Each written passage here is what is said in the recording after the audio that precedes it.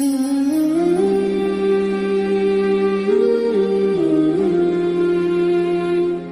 اس کے بعد میں آج کے اس تقریر مقابلے کے اگلے شخصوار محترم جناب ظفر اللہ کی خدمت میں التماس کروں گا مائک پر تشریف لائیں اور اپنی تقریر پیش کروائیں۔ ان کا موضوع ہے اسلام ایک پرامن مذہب ہے۔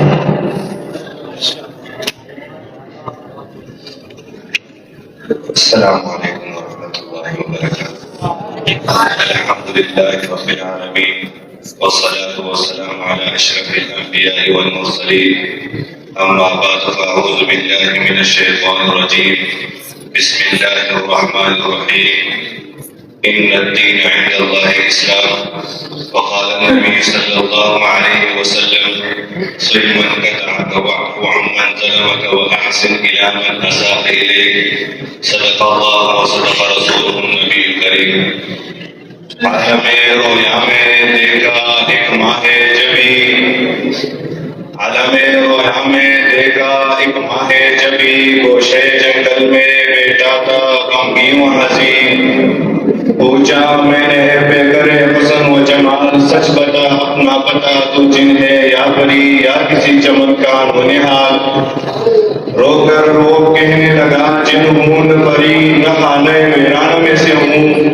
رو کر وہ کہنے لگا جن ہوں نہ پری نہ خانے ویران میں سے ہوں، بلکہ میں تو لوگوں کا ٹکرایا ہوا ایک مذہب اسلام ہوں۔ اب جگہ ملتی نہیں لوگوں کے دولت خانوں میں، اس لیے جب تک کے رہتا ہوں جنگل کے ویرانوں میں۔ میرے محترم اساتذہ کرام اور میرے ہم مکتب طلباء ساتھیوں، آج کے اس مسابقے میں جس موضوع پر دامن سفر لے کر حاضر ہوا ہوں وہ ہے اسلام پرامن مذہب۔ سامعین محترم، یہ موضوع نہایت اہم اور وقت کے تقاضے کے آئین مطابق ہے، اس لیے کہ آج ہر طرف یہ اظہار ہے کہ اسلام پرفتن مذہب ہے، لیکن اگر تعصب کے عدم اتار کر دیکھا جائے تو اسلام ہی وہ واحد مذہب ہے کہ جس میں امن امان کوٹ کر بھرتی گئی ہے، اور اس کے عالم بردار پیغمبر صلی اللہ علیہ وسلم نے ہمیں جو نظام زندگی، قانون، اخلاق اور تہذیب و تمدن دیا اسے کبھی فراموش نہیں کیا جا سکتا۔ جی ہاں، اسلام سے قبل ظلم و جبر کے بھیانک طوفان، 400 بربادیں، بدآمنی اور درندگی، ہر طرف رقصاتی، خرمن امن پر بجلیاں گرائی جا رہی تھی، انسانیت کا خون پانی سے زیادہ سستا ہو چکا تھا۔ ان حالات میں عالمی امن کے سفیر پیغمبر صلی اللہ علیہ وسلم نے آ کر لوگوں کو امن کا یوں درس دیا، سیمن قطعک واعف عمن ظلمک واحسن الی من اساء الیک، اور امن و سلامتی کی خوشخبری دی۔ فرمایا ایک زمانہ آئے گا جب ایرا سے ایک محمل نشین خاتون تنہا سفر کرے گی، اسے راستے میں اللہ کے سوا کسی کا خوف نہیں ہوگا۔ اس حدیث کے راوی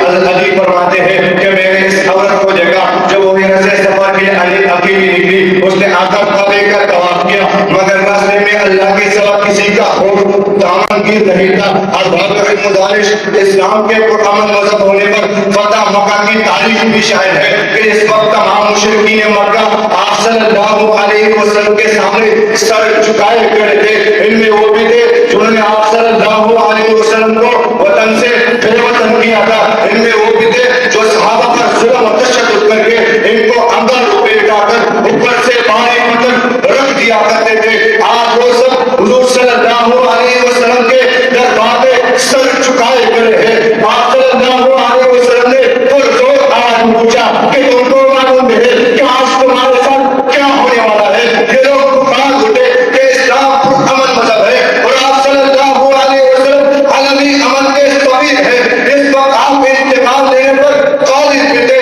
ہاں